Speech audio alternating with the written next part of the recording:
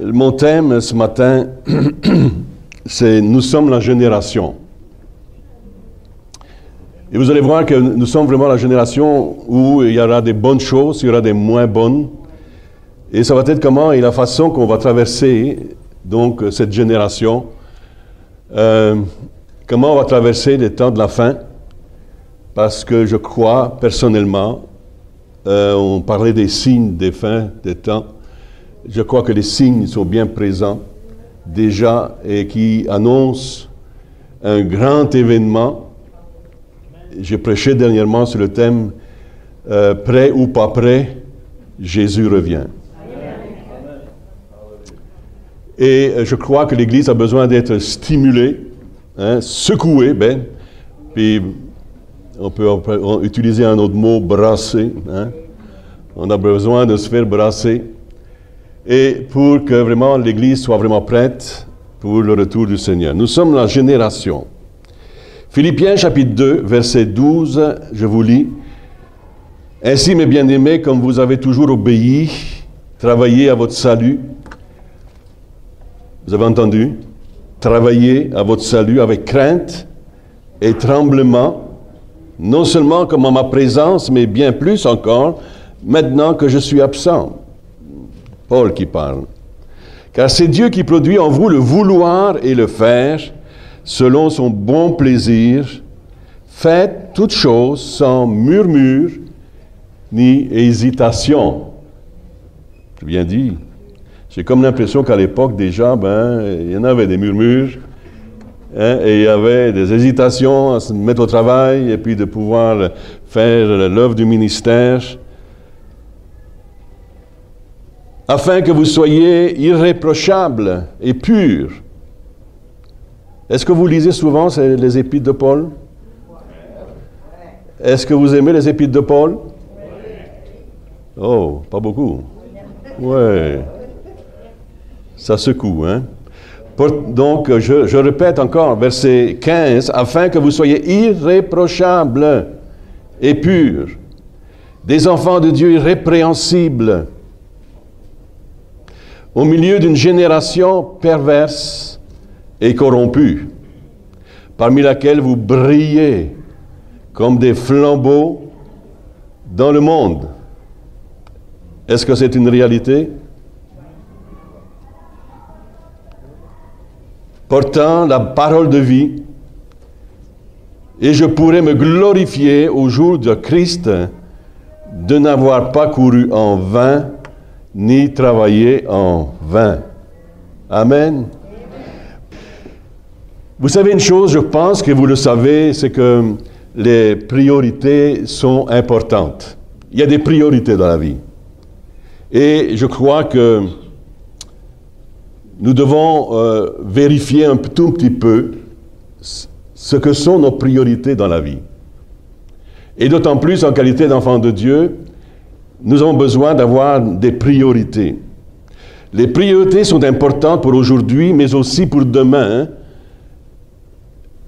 parce que ça va vers notre éternité aussi.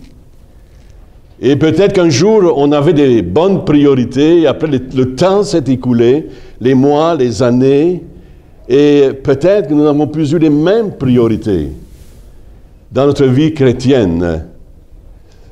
Vous savez, je pense que c'est très important de regarder aujourd'hui plus que jamais comment nous utilisons notre temps. Est-ce qu'il reste encore du temps vraiment pour le Seigneur?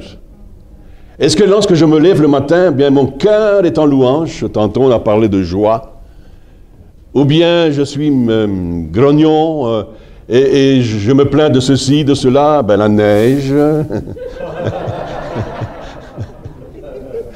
Et c'est vrai que ça comporte aussi le pelletage, il faut pelleter la neige.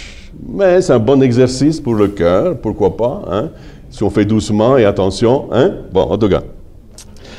Les priorités. Dans 1 Timothée chapitre 4 dit ceci, « Mais l'Esprit dit expressément que dans les derniers temps, quelques-uns abandonneront la foi pour s'attacher à des esprits séducteurs et à des doctrines de démons par l'hypocrisie de faux docteurs portant la marque de la flétrissure dans leur propre conscience. Nous allons revenir sur cela dans quelques instants. L'Écriture nous dit ceci, et nous trouvons ça dans l'Apocalypse. Dans les premiers chapitres de l'Apocalypse, il est question là des églises.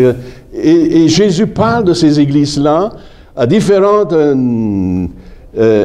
temps qui sont écoulés. Je crois que la dernière église qu'il cite est certainement représentative de notre église aujourd'hui, de l'église de Jésus-Christ aujourd'hui.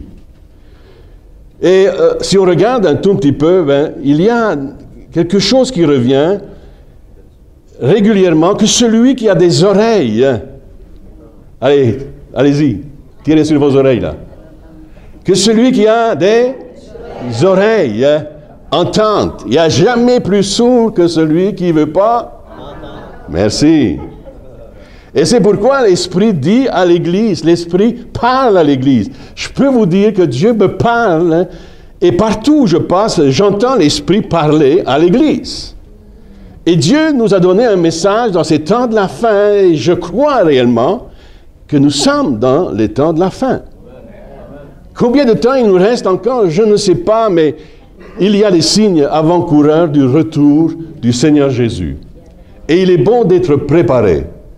Ça peut être là, et nous partirons en un instant, en un clin d'œil, et au son de la trompette, nous dit l'Écriture, nous allons entendre la trompette qui va résonner, et nous partirons à la rencontre du Seigneur. Alléluia, pour certains, pour d'autres, il y a la crainte.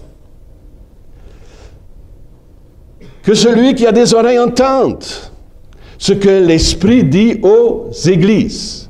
Et c'est ce que vous lisez, donc on ne le fera pas parce qu'il y a beaucoup de lectures à faire, mais si vous regardez donc Apocalypse chapitre 2, chapitre 3, puis vous allez voir cela. Alors, l'Esprit parle à l'Église, et je crois que de toutes les églises citées dans l'Apocalypse, la dernière est la plus dramatique.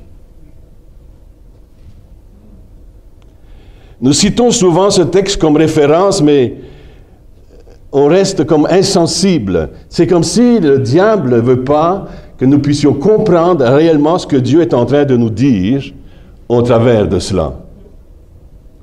C'est impressionnant de voir comment on peut parler, puis c'est vrai que notre écoute parfois est difficile, on n'est pas concentré, il y a d'autres pensées qui nous arrivent, et nous manquons l'essentiel. Et je crois que c'est la chose la plus difficile pour un prédicateur de capter l'attention des gens et de rester, et de les garder attentifs à ce qui est enseigné. Pourquoi? Parce que l'ennemi fait des interférences et essaye de nous distraire pour ne pas prendre et saisir l'essentiel du message que Dieu veut nous laisser. Vous vous souvenez, vous devez savoir, souvent on dit « Qu'est-ce que j'ai prêché dimanche passé ?» Souvent je disais ça à l'église. Est-ce que vous vous souvenez de ce que j'ai prêché dimanche passé? Certains, oui. Il y a des gens qui me rencontrent aujourd'hui. « Pasteur, je vous ai vu prêcher il y a 20 ans, puis je me souviens du message que tu as prêché. » Wow! Wow! Comment se fait-il que parfois le message du dimanche précédent, on ne s'en souvient plus? C'est comme si on tassait ça, puis on passe à autre chose, et puis c'est le quotidien, et nos affaires, et puis on oublie. Mais vous savez, quand Dieu nous parle, c'est important, tellement important de garder précieusement cette parole que Dieu est venu semer dans nos cœurs. Amen. Et puis de les garder. Et vous savez, je pense que de plus en plus, je ne sais pas, mais je deviens de plus en plus sensible. Cette semaine, Pasteur Jacques m'a appelé pour quelque chose, je ne sais plus réellement pourquoi, puis j'étais en train de pleurer. Jacques, je suis en train de pleurer. Et puis Pasteur Jacques a pleuré avec moi. Non. Je sais pas, je pense que oui. En tout cas, on avait l'arme à l'œil. On était en train, mon épouse et moi, de regarder une vidéo, puis les larmes coulaient, sensibilisé par ce qu'on était en train de voir, et la compassion, et comment le monde aujourd'hui a tellement besoin de compassion. Et de voir des personnes qui entouraient cet homme qui était là contre un mur. Il avait mis son chapeau devant lui et il était là à côté, tellement pauvre et malheureux. Personne ne s'en préoccupait, les passants le regardaient, mais étaient rares les petites pièces qu'on pouvait mettre dans son chapeau. Et puis tout à coup, quelqu'un est arrivé à côté de lui avec simplement un seau. Il a retourné le seau, puis il a commencé à jouer du tom-tom. Il dit, waouh! Puis le monsieur le regardait comme ça. Et ensuite, un autre arrive avec sa guitare. Et il s'assoit de l'autre côté, puis il commence à jouer la guitare, puis il commence à chanter. Et alors les passants s'arrêtaient. Et là, on voit les gens qui mettent de l'argent dans le seau, dans le chapeau de ce monsieur.